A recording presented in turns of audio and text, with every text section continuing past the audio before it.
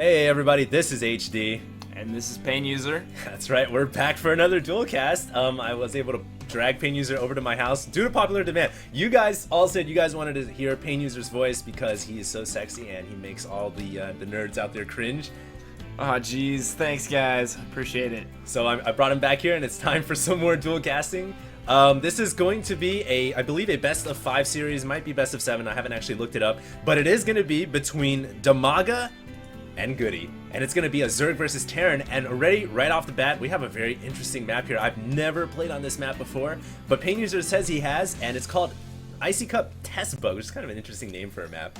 Yeah, it's like the name really throws off all the pro players because it's like Icy Cup Test Bug. It's like, what are you testing bugs on a map that we're supposed to be playing in tournaments? Like, it doesn't make a lot of sense, but it's actually a really good map. One thing that I don't like about it at all is that it's 3 different tile sets. So if you look at this tile set over here on the Terran's base, it's like, this is kind of like the lava sort of tile set, and then there's like the space tile set over here at the Zerg base, and then there's like a jungle tile set over here. So I kind of make a joke when I'm playing with people, like the Terran spawned over in Mordor, and the and the Zerg spawned on the space station, and then there's like the Jungle Book position over in the top left. Yeah, this is a really weird map. Is this a wow? That is the hugest destructible debris I've ever seen, and it covers a Xel'Naga watchtower. Yes, that's really cool. So you have to destroy the rocks to get access to the watchtower. I wanted to ask you though, is this a 3-player map or is it a 2-player map? It's a 3-player one-on-one map, and then there's also destructible rocks in the middle that cover the gold positions. So you have to kill destructible rocks in order to mine at the gold positions as well.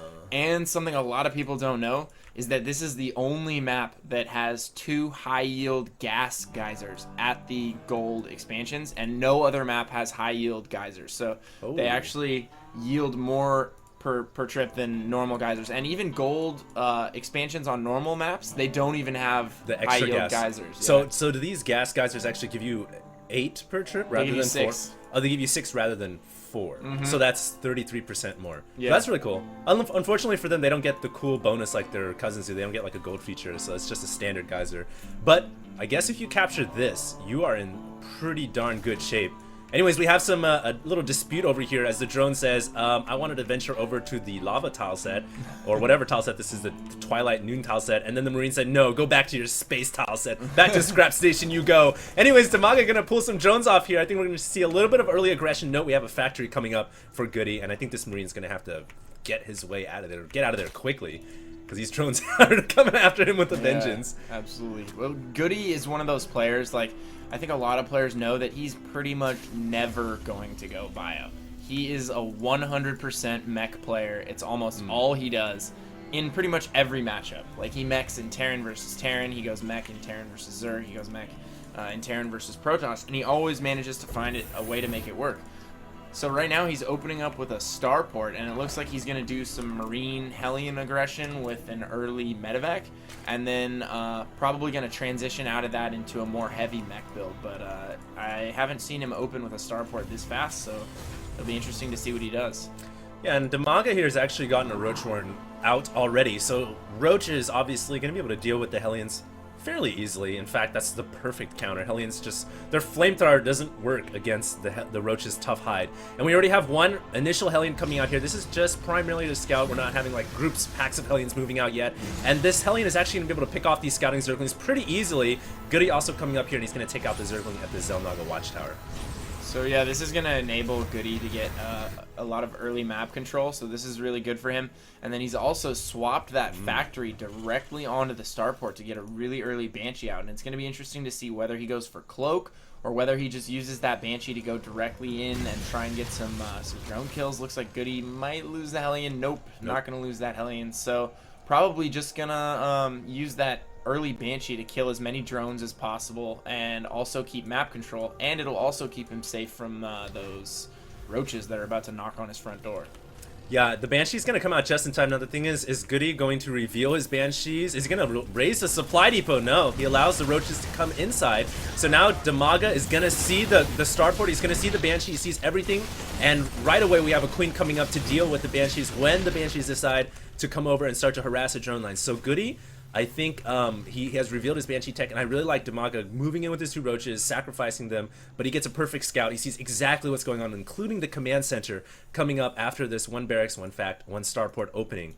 Yeah, I think that was a huge mistake on Goody's part by not putting that depot up. I mean, crucial scouting information for Dimaga. This Banshee is virtually going to do no damage here. These queens are going to be able to easily repel it. Right.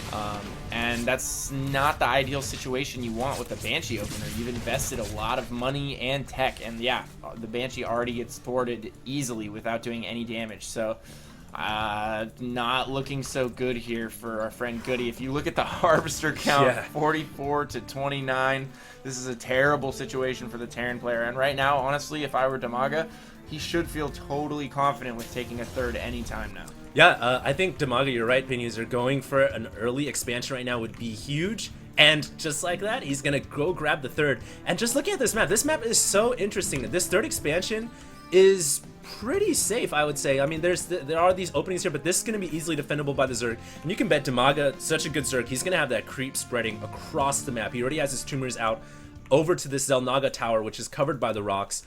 I think Dimaga is looking, like you said, to be in a great position, and he has a Spire coming up right now. So you can bet we're going to see some Meatless pretty soon to deal with that Banshee and, of course, to harass the Terran player. Wow, this is just amazing by Dimaga right now. Literally, and I think a lot of this boils down to all of that scouting information that he got earlier. And nice transfuse right there going off on that Overlord. But really what this all boils down to is all of that scouting information that he got earlier. He saw the Banshee coming, he saw the expansion coming, and yeah, it looks like Goody is in fact transitioning into the mech play that he's so hallmarked for. It's pretty much all he does. He's going to probably get those early upgrades on the armory and start getting out like a Thor Hellion tank mix. But from that scouting information that Dimaga was able to gather early on, he's literally only had to make like 2 speedlings and 2 roaches, and that's it, and the extra queen to defend the Banshee. So he's been investing all of that money in drones, upgrades, different production buildings, tech. So he's in a great situation right now to really storm forward. Yeah, Dimaga's really known to be kind of a big macro player. He's like kind of like Idra, loves to drone up. Note right here, we have the Zerglings and Roaches on approach on these rocks. Looks like he wants that gold expansion, which remember has a double gold, double gas as well.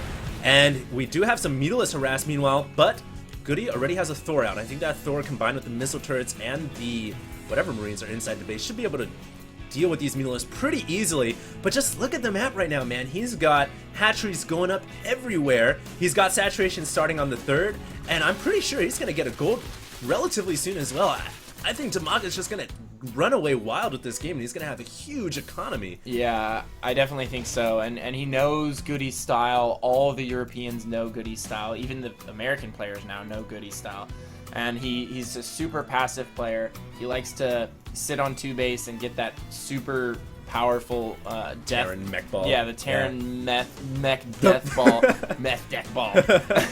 So anyway, sounds like a rock band. Yeah, right. So he's gonna look to use that and push across the map and just end the game in one swift blow. And right now you can see him getting his pre-igniter and his weapons 1 going, also adding 2 Thors. So he's gonna be slow to develop, but his final push is gonna be super devastating. But the question is Dimaga going to just be so big and so beastly at that point? Also adding another hatchery over on the left side of the map.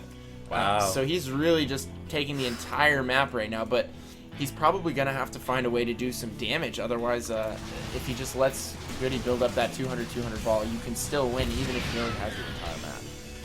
Yeah, I have to definitely agree with you there. It's going to come down to one final push, man. It's going to come down to mass Thors, mass Hellions with blue flames, mix in some tanks, maybe a couple Marines here or there, but mainly it's going to be a big mech ball, and it's going to come down to whether or not Goody can push, destroy the Zerg army, take out hatcheries, and end the game just like that. And if Dimaga has good enough macro, then he should be able to hold it off. So it's going to come down to a push in the next couple of minutes. Goody is still at 118 supply. These Mutalisks are still keeping Goody inside the base. But it looks like we do have a push out right here, so here we go. Wow, this is a very scary push coming from Goody right here. A ton of Thors, 1, 2, 4, 5 Thors, I believe. And Jesus, just wow. Got the Banshee in there for good measure, a few tanks. I don't even know if he has siege mode or not. He probably does, but Dimaga really has nothing to speak of to deal with this at the moment, and I don't know if he's going to be well prepared to handle this push here. Well, he has a lot of Mutalisk, and remember, if you keep the magic box on the Mutalisk, you can deal with Thors pretty easily. I think he might have enough Mutalisk to deal with this, combined with the Link support. He needs to move in right now. Here we go. Magic boxing over the Thors, and then stopping his Mutalisk. Carnage raging from above and down below. Even the SCV's coming in here to repair the Thors, and that's going to play a huge role in keeping these Thors alive, but there's just too many Mutas. And Goody losing that entire push right there. That just swings momentum. If it wasn't already hugely in Dimaga's favor, it completely solidifies his position in this game. Yeah, there's absolutely no way to recover from that, because when you're going mech, like, that one push, wow, and double command. Goody's trying to double expand right here. I don't know if that's really the, well, I mean, he is behind in a major way, so I mean, that does kind of make sense, but he's so far behind, even in eco, that, like, really his only hope right now would be to max up another mech ball and try and do just a death push, but there's really going to be no way for him to do that at this point now that he's invested all this time and money into double expanding. I think you're right. I think it's going to come down to one last mech push. I would really like to see some kind of maybe Blue Flame Hellion harass in one of these expansions, because look, Dimaga is running wild. He went ahead and grabbed the jungle tile set and said, hey, I'm going to claim this territory for the Zerg Swarm. And Goody has said nothing for that whatsoever. He has no counter. And now there's a bunch of Mutalisks coming into his main. What is Goody going to do? It's going to be one final death push. So we're having basically an all-out attack for Goody. This is desperation maneuver. And it's going to come down to this final battle. Can Goody hold on? A lot of Banelings rolling in here. Yeah, the Banelings are just going to clean up the SCVs immediately. And Roaches really can clean up Thors. Like, Thors do well against Roaches, but once there's enough Roaches and they can just swarm on the Thors like that, the Thors really just don't fire fast enough to clean up all the Roaches. Yeah. So he needed way more tanks, more upgrades. Like, basically, he should not have pushed when he did.